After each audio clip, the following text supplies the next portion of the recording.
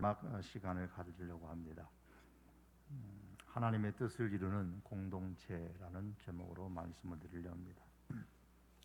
하나님께서 하나님의 일을 행하시기 위해서 노아나 아브라함이나 또 모세나 여호수아나 다윗이나 바울이나 이런 사람들처럼 한 사람 한 사람을 개인적으로 부르시고 그 한 사람이 하나님의 말씀을 들을 때에 하나님의 말씀에 순종해서 자신의 삶을 조정하여 하나님의 말씀에 순종함을 통해서 하나님께서 그들의 순종을 사용하셔서 하나님께서 이루시고자 하시는 그 뜻들을 이루셨습니다. 그런데 하나님께서는 한 사람을 통해서뿐만 아니라 이스라엘이라는 한 민족, 한 공동체를 통해서도 일하십니다. 하나님은 처음 이스라엘을 부르실 때도 이렇게 말씀하셨습니다. 너희는 모든 민족 중에서 내 소유가 되겠고 너희가 내게 대하여 제사장 나라가 되며 거룩한 백성이 되리라고 하셨습니다. 하나님께서는 이스라엘을 택하여서 특별한 소유, 즉 특별한 보물로 여기시고 하나님의 백성 삼으셔서 제사장 나라로서 세상을 섬기도록 하셨습니다. 그래서 이스라엘 민족이 제사장 나라로서의 역할을 잘 할 때에 하나님께서는 이스라엘 민족을 통하여서 세상 가운데 하나님의 일을 행하셨습니다. 이 구약에서 제사장이라는 것은 하나님과 사람을 연결하는 직분을 가진 사람을 의미하죠. 따라서 이스라엘을 제사장으로 삼았다, 제사장 나라로 삼았다라는 말씀은 하나님과 세상을 연결하는 민족으로, 나라로 삼으셨다라는 말씀입니다. 그런데 신약 시대로 오면 혈통적으로 맺어진 한 민족이 아니라 예수 그리스도의 피로 맺어진 사람들의 공동체, 즉 우리 교회 공동체를 통해서 하나님께서 일하십니다. 그런 의미에서 신약 성경은 교회 공동체를 일컬어 말하기를 너희는 택하신 족속이요 왕같은 제사장이요 거룩한 나라요 그의 소유가 된 백성이다. 그렇게 베드로전서 2장 9절에서 말씀했습니다. 교회 공동체를 향해 말씀하신 택하신 족속, 왕같은 제사장, 거룩한 나라, 하나님의 소유 많이 들어봤죠? 앞서 말씀드렸던 구약의 출애굽기에서 이스라엘을 향해서 하셨던 그 표현들입니다. 그것을 베드로 사도가 그대로 신약에 가지고 온 것이죠. 구약에서는 이스라엘 백성이 아브라함의 자손인데 반해서 신약에서는 너희가 그리스도의 것이며 곧 아브라함의 자손이요 약속대로 유업을 이을 자니라 그랬습니다. 너희가 그리스도의 것, 그리스도의 것이라는 것은 예수님을 믿는 사람들을 의미하고 따라서 예수님을 믿는 사람들의 공동체, 즉 교회의 우리 성도들이 아브라함의 자손들이다라고 성경은 갈라디아서에서 말씀하고 있습니다. 구약의 이스라엘 나라는 성부 하나님께서 세우셨고 신약의 교회는 성자 예수님께서 세우셨습니다. 마태복음서 16장 18절에 보면 예수님께서 말씀하시기를 내가 내 교회를 세우리라고 하셨습니다. 이처럼 교회는 예수님께서 세우셨고 또한 교회를 일컬어 예수 그리스도의 몸이라고 하셨습니다. 왜 예수님께서는 교회를 세우시고 교회를 자신의 몸이라고 말씀하셨을까요? 예수님께서 몸으로 이 땅으로 계실 때에 하셨던 그 사역을 계승하도록 하기 위해 교회를 세우셨습니다. 이 땅에 있는 수많은 공동체 가운데서 오직 교회 공동체만이 예수님께서 이 땅에 하셨던 일들을 계승할 수 있는 공동체입니다. 그럼 교회는 예수님의 어떤 사역을 계승해야 할까요? 예수님께서 이 땅에서 하셨던 궁극적인 사역은 하나님 나라의 사역입니다. 예수님께서 하나님 나라 사역을 위하여 행하신 구체적인 두 가지 사역이 있는데 하나는 구속 사역이고 다른 하나는 제자 훈련 사역입니다. 구속 사역은 하나님 나라의 백성을 만드는 사역이고 제자 훈련의 사역은 하나님 나라를 이 땅에 계속 지속하고 확장하기 위한 사역입니다. 이를 위해서 제자들을 양육하시고 훈련을 하셨던 겁니다. 그러므로 예수 그리스도의 몸인 교회가 이 세상에서 해야 할 사역은 두 가지죠. 교회가 그리스도께서 몸으로 하셨던 사역을 계승해야 되니까 당연히 교회는 두 가지를 잘 계승해야 되는데, 하나는 구속사역과 제자훈련의 사역입니다. 구속사역은 예수님께서 세상을 섬기신 방법처럼 우리도 예수님의 그 십자가는 지지 못하지만 믿음으로 말미암아 내게 주어진 그 십자가를 지고 복음을 전파하는 복음의 사역을 통해서 계승을 해야 됩니다. 이게 구속사역을 계승하는 겁니다. 그리고 예수님의 제자훈련 사역은 성도들로서 양육하고 훈련을 받고 또 훈련을 시키고, 이를 통해 성숙한 하나님의 사람으로 훈련시키는 것으로 말미암아 계승을 해야 됩니다. 성숙한 그리스도인들이 이 땅에서 계속 교회 안에 일어나도록 하는 것이 예수님의 제자훈련의 사역을 계승하는 것이죠. 우리 성도교회는 예수님께서 몸으로 행하신 사역을 계승하는 것을 우리 교회의 존재 목적으로 삼고 있습니다. 성숙과 섬김과 선교가 그것입니다. 성숙, 이 섬김, 선교, 여기에 나오는 첫 자인 영어의 M자를 따서 3M, 무브먼트, 3M, 3SM, 세 가지 S 운동이다, 그렇게 붙였죠. 3S 운동입니다. 이것을 잘 계승하기 위해서 좀 더 구체적으로 5가지, 5 운동, 5가지 운동을 전개하고 있습니다. 말씀 운동과 기도 운동과 섬김 운동과 전도 운동과 선교 운동입니다. 그런데 우리 성도 교회가 이 5가지의 운동을 활발하게 진행을 잘 하려면, 다시 말해서 예수님의 이 구속 사역과 제자 훈련 사역을 잘 계승하려면 먼저 교회가 교회로서 갖추어야 할 중요한 특성을 잘 유지해야 합니다. 첫 번째로 유지해야 될 그 특성이 뭐냐면 교회의 거룩성입니다. 예수님은 죄가 없으시고 깨끗하시기 때문에 예수님의 몸인 교회는 예수님의 보혈로 말미암아 거룩합니다. 본질적으로 교회는 거룩한 공동체입니다. 따라서 교회를 구성하고 있는 우리 성도들은 교회의 그 거룩성을 잘 지켜 유지하도록 힘써야 됩니다. 교회의 거룩성을 해치지 않도록 애써야 되는 거예요. 교회의 거룩성을 지키는 가장 기본적인 것은 예수님의 보혈의 옷을 입는 겁니다.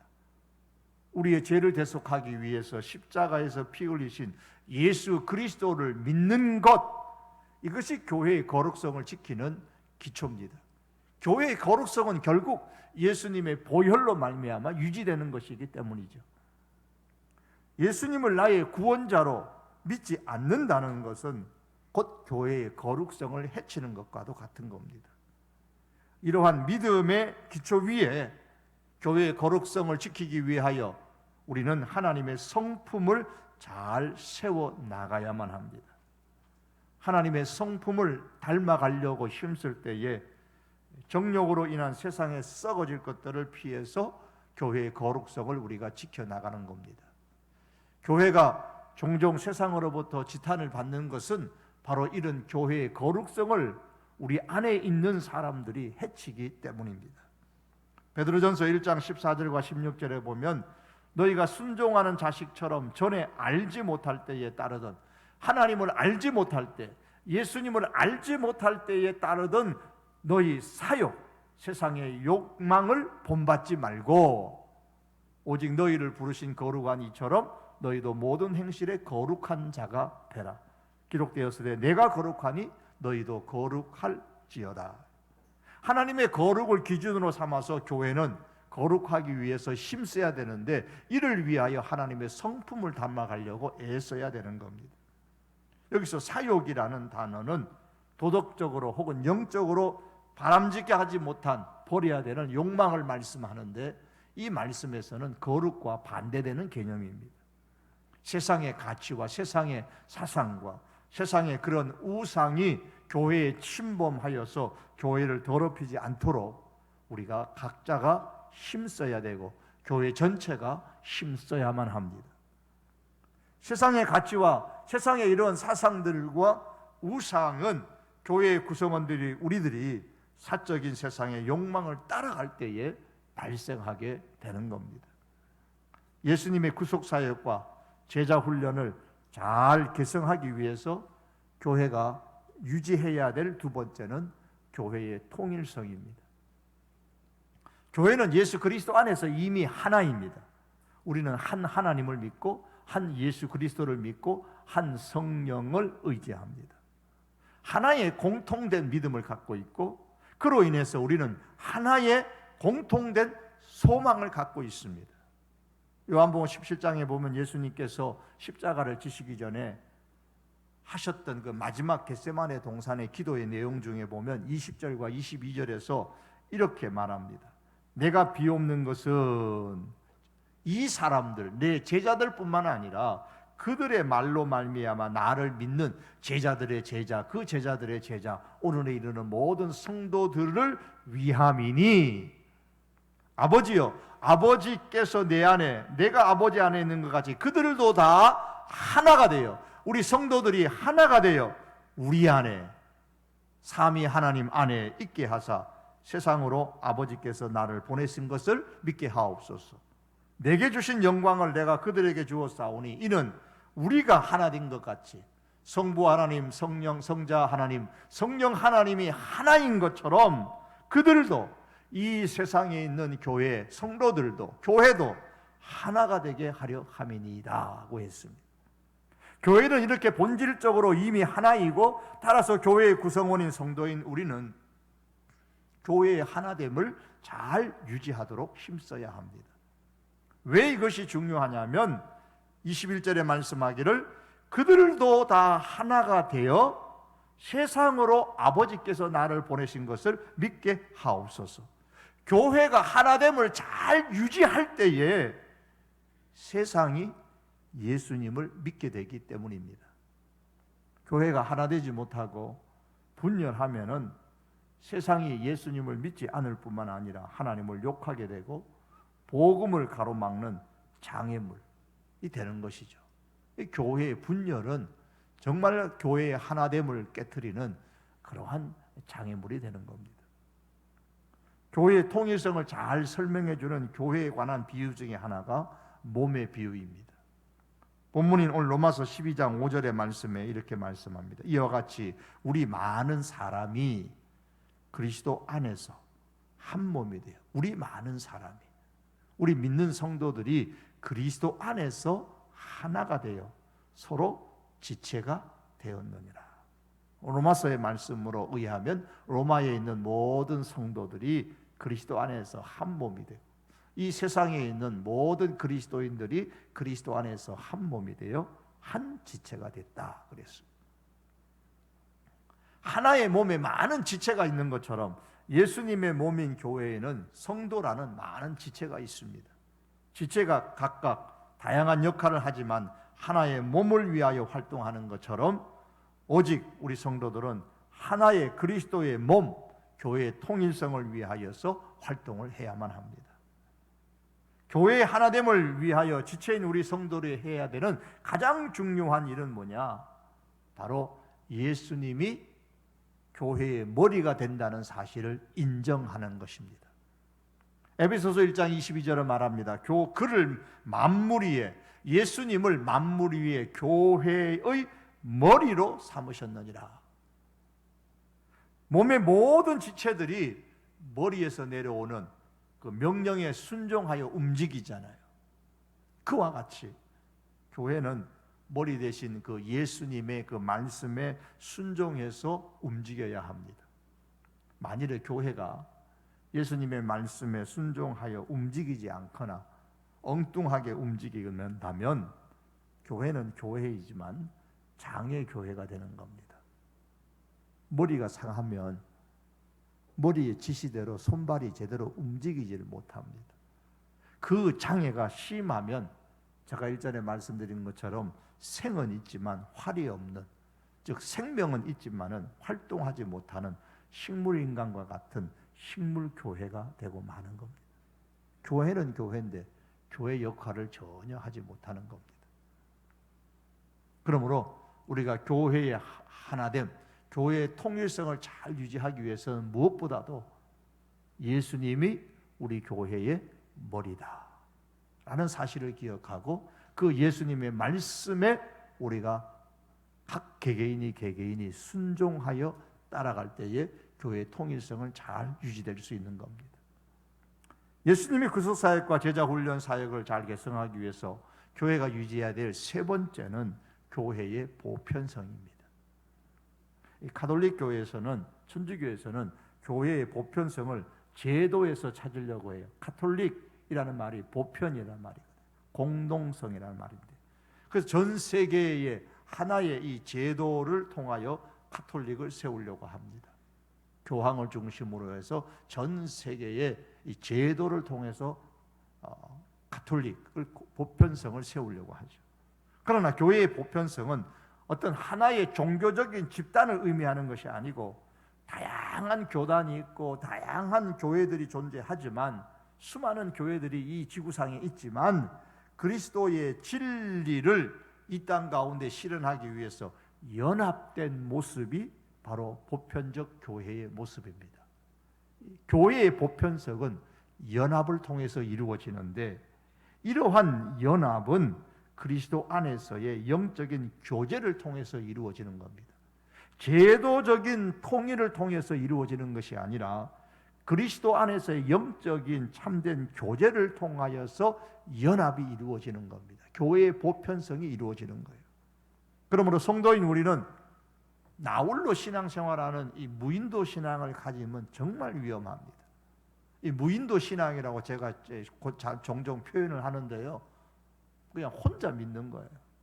성도들 간에 어떤 영적인 교제가 전혀 없어요.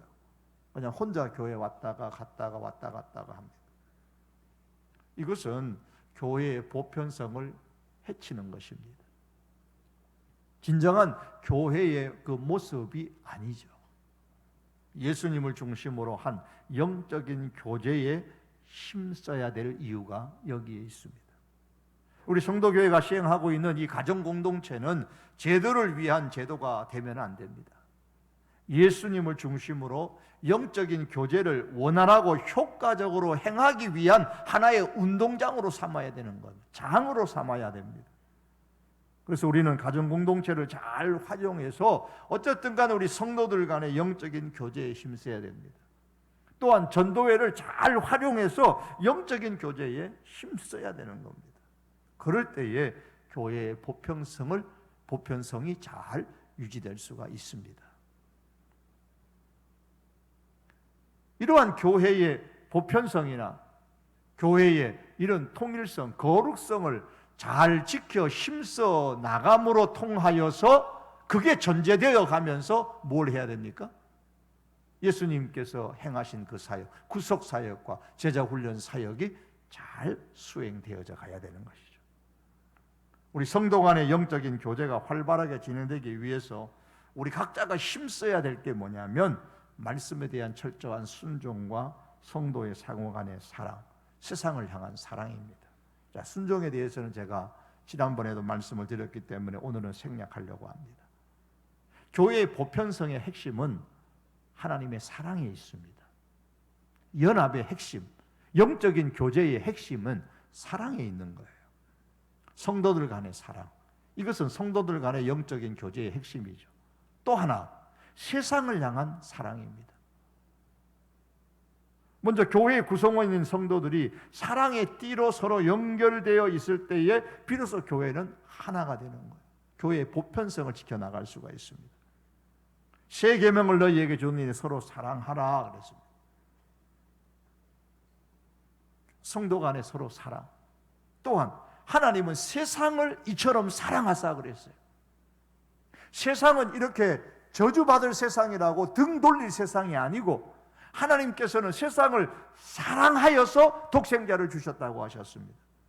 그러므로 교회는 세상을 사랑해야 합니다. 참 꼴보견인 것도 많고 눈살을 찌푸리게 만드는 것들도 많지만 하나님이 사랑하신 세상을 우리 성도도 우리 교회도 사랑해야 합니다.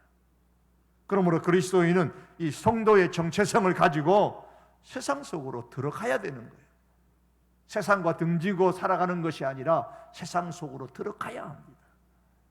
우리의 신앙이 우리 자신과 우리 자신의 교회만 사랑할 뿐만 아니라 우리 성도 안에서 우리끼리의 사랑도 중요하지만 이것만 가지고는 교회의 보편성이 지켜지는 것이 아니라 교회의 보편성은 더 나아가서 타인과 세상을 사랑하지 않을 때는 교회의 보편성은 무너지게 되는 겁니다.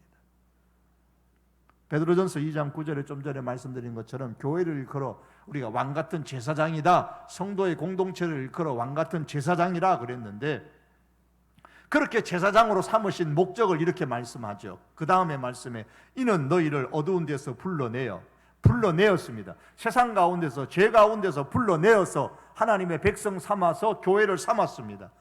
불러내어서 그의 기이한 빛에 들어가게 하신 즉 하나님의 아름다운 덕을 선전하게 하려 하심이라, 선포하게 하려 하심이라 그랬습니다. 부름받은 성도들은 자, 그러면 이제 교회 안에 모이자, 우리끼리 모여갖고 우리끼리 그냥 사랑하고 살자는 것이 아니라 세상에 하나님의 아름다운 덕, 하나님의 성품, 하나님의 복음을 선포하고 알리게 하는 것이 바로 교회의 보편성을 잘 유지하는 것입니다. 우리 성도 상호 간의 사랑과 세상을 향한 사랑, 이를 위해 우리가 주의해야 될 것이 한두 가지 있습니다. 그 첫 번째가 뭐냐면 하나님과의 친밀한 사랑의 관계를 먼저 맺어야 됩니다. 성도들 간의 사랑을 맺기 전에, 세상을 향한 사랑을 하기 전에 먼저 내 자신이 하나님과의 친밀한 사랑의 관계를 맺어야 됩니다. 성경은 요한일서 4장에서 이렇게 말씀합니다. 사랑하는 자들아, 우리가 서로 사랑하자. 우리가 서로 사랑하자. 사랑하는 자마다 하나님으로부터 나서 하나님을 알고 사랑하지 아니하는 자는 하나님을 알지 못하나니 이는 하나님은 사랑이심이라. 어느 때나 하나님을 본 사람이 없을 때 만일 우리가 서로 사랑하면 하나님이 우리 안에 거하시고 그의 사랑이 우리 안에 온전히 이루어지느니라. 자, 이 말씀에 성도 간의 상호 간의 사랑 관계가 하나님의 사랑의 관계의 표현이라고 했습니다. 나 하나님 사랑해요. 그런데 실제적으로 성도 간의 사랑은 안 해요. 그것은 하나님을 사랑한다라는 그 말은 거짓이라는 거예요. 만일 우리가 하나님과 지금 사랑의 관계를 맺고 있다면 이 사랑의 관계는 나의 성도들과의 다른 타인과의 관계에서도 영향을 끼쳐야 되는 거예요. 이 성도 간의 관계 속에서 그리고 세상 속에서 그 사랑의 영향력을 드러내어야만 하는 겁니다. 하나님과의 사랑의 관계를 맺고 있는 사람은 반드시 성도들 간의 관계 속에서도 사랑의 관계를 맺고 세상을 향하여서도 이 사랑을 베풀어야만 하는 겁니다. 이게 진정 하나님을 사랑하는 표현이고 하나님을 사랑하는 하나의 증거물이에요. 우리가 하나님을 사랑한다면 예를 들면 다른 성도에 대해서 오래 참을 것이고 온유한 태도를 보일 것입니다. 무례하게 행동하지 않을 것이고 자기의 유익을 위해서 다른 성도들을 어떻게 하든지 이용하려고 하지 않을 겁니다. 내가 너무 어려운데 저 사람 돈 좀 있는 것 같은데 좀 어떻게 해서 좀 빌려볼까? 뭐 빌려 갖고는 안 갚아요. 교회가 문제가 되고 교회를 안 나오고 우리 교회 안에도 그런 일들이 있잖아요. 다른 성도들을 이용하려고 하면 안 됩니다. 무례하게 행동하려고 하면 안 됩니다. 하나님을 사랑하는 이 증거가 그런 것들이에요. 말로 하나님을 사랑합니다라는 것이 아니라 이게 교회의 보편성을 지켜나가는 겁니다. 성도 상호 간에 서로 사랑하면 그 사람은 하나님을 아는 사람이라 그랬어요. 하나님을 경험하게 되는 겁니다. 우리가 서로 사랑할 때에, 세상을 향하여 하나님의 사랑을 실천할 때에 거기서 우리가 하나님을 경험하게 된다고 했어요. 하나님을 알게 된다고 했습니다. 반대로 상호간에 서로 사랑하지 아니하면 하나님을 알지 못한다 그랬습니다. 하나님을 경험하지를 못합니다. 참으로 우리가 하나님을 경험하기를 원한다면 교회가 세상을 향하여 하나님의 사랑을 베풀어야 되고, 교회 안에 성도와 성도 간에 서로 사랑을 구체적으로 해야 되는데, 고린도전서 13장에 사랑장에 나오는 말씀처럼, 사랑의 정의처럼 그렇게 우리가 사랑을 표현을 해야만 되는 겁니다. 자, 이렇게 우리가 서로 간에 사랑과 세상을 향한 이 사랑을 하기 위해서는 먼저 하나님과의 이 친밀한 사랑을 맺어 이 하나님의 사랑의 마음을 가지고, 내가 이 하나님의 사랑을 받았으니, 내가 이 하나님의 사랑을 느끼고 깨달았으니, 이 하나님의 사랑에 내가 감격하니, 그 마음 가지고, 그 하나님과의 친밀한 사랑의 관계, 그 마음 가지고 성도들을 향하여 그 사랑이 흘러가야 되고, 교회는 세상을 향하여 그 사랑이 흘러가야 되는 겁니다. 또 한 가지, 참으로 우리가 사랑하고 또 세상을 향하여서 사랑하기를 원한다면 특별히 우리 교회 안에서는 성도의 다양성을 인정을 하셔야 됩니다. 고린도전서 12장 14절과 20절 21절에 보면, 몸은 한 지체뿐만 아니요 여럿이니 이는 지체는 많으나 몸은 하나이라. 눈이 손들어 내가 너를 쓸데없다 하거나, 또한 머리가 발들어 내가 너를 쓸데가 없다 하지 못하리라. 몸 가운데 분쟁이 없고 오직 여러 지체가 서로 같이 돌보게 하셨느니라. 너희는 그리스도의 몸이요 지체의 각 부분이라. 너희는 더욱 큰 은사를 사모하라. 내가 또한 가장 좋은 길을 너희에게 보이리라. 더 큰 은사, 가장 좋은 길을 보이겠다고 하고, 그 다음 고린도전서 13장에서 사랑을 얘기했습니다. 그 가장 좋은 길이 바로 사랑입니다. 그러면서 사랑장의 결론은 이거죠. 믿음, 소망, 사랑, 이 세 가지는 항상 있을 것인데 그 중에 제일은 사랑이라. 우리가 교회를 다니면서 믿음을 갖고 있습니다. 하나님을 믿죠. 예수님을 우리 각자가 믿습니다. 하나님의 나라에 대한 소망도 있습니다. 그렇다면 이제 사랑해야 됩니다. 하나님의 그 사랑을 받고 그 사랑에 감동되어져서 성도 간에 사랑하고, 교회는 세상을 향하여 그 하나님의 사랑을 구체적으로 세상 속에 드러내어야 됩니다. 이렇게 성도 간의 사랑을 깊이 하기 위해서 또 하나, 저 사람은 나하고 똑같지 않다는 것을 인정해야 돼요. 즉 다양함을 인정을 해야 되는 겁니다. 지체의 이 다양함, 다른 성도들의 그 다양성을 인정하고 존중해 주는 것이 바로 성도 간에 사랑할 수 있는 하나의 힘이 되는 겁니다. 하나님과의 친밀한 사랑의 관계, 성도의 그 다양함을 인정할 때에 비로소 진정으로 성도 상호 간의 사랑이 이루어지고 영적인 교제가 활발하게 진행되어져 가는 겁니다. 성도들이 서로 사랑으로 맺어질 때에 바로 교회의 보편성을 지속적으로 우리가 잘 지킬 수가 있습니다. 말씀을 맺기를 원합니다. 이 땅에 하나님의 나라를 세우기 위해서 하나님께서는 독생자 예수님을 이 세상에, 이 땅에 보내셨습니다. 예수님은 하나님의 이 목적을 충분히 숙지하셨고, 오직 이 땅에 하나님의 나라를 세우고 확장하기 위하여서 전념하셨습니다.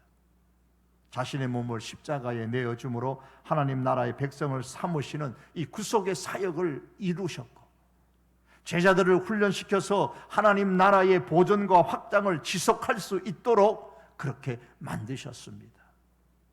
그리고 승천하신 이후에는 이제 그 제자들을 중심으로 교회를 세우시고 성령을 보내 교회로 하여금 계속해서 하나님 나라의 사역을 성도들로 하여금 계승하게 하셨습니다. 그러므로 하나님께서는 하나님 나라를 지속하고 확장하기 위해 오늘날 교회 공동체를 통해서 일하십니다. 어느 한 개인 한 사람 한 사람을 통해서도 하나님께서 말씀하시고 그 사람을 통해 하나님의 일을 이루어 가시지만 오늘날 교회 공동체를 통하여 하나님께서 일하십니다. 따라서 우리가 하나님을 더 많이 경험하기를 원한다면 내가 속한 그리스도의 몸인 이 지역교회 공동체에 첫 번째 속해야 됩니다. 그냥 왔다 갔다 등록하지 아니하고 왔다 갔다 하면요, 교회 공동체를 통하여서 일하시는 하나님의 역사는 경험할 수가 없어요. 그래서 등록하는 것이 굉장히 중요한 겁니다. 그리고 그리스도의 몸 안에서 등록했으면 그 다음에는 혼자 왔다 갔다 예배드리는 것이 아니고 영적인 교제를 나누고, 그래서 함께 섬기고 함께 복음을 전하고 또 함께 세상 속으로 들어가서 세상을 섬기고 사랑하여 선교할 때에 우리 성도는 보다 풍성한 자원으로 하나님을 더 깊이 경험할 수 있습니다. 아무쪼록 우리 사랑하는 성도 교회를 통하여서 오늘 이 시대에 하나님께서 일하시는 것을 많이 경험하고 감격하고 감동할 수 있는 우리 성도교회가 되고 우리 성도교회 모든 교우들이 될 수 있기를 주님의 이름으로 축복합니다. 기도하시겠습니다.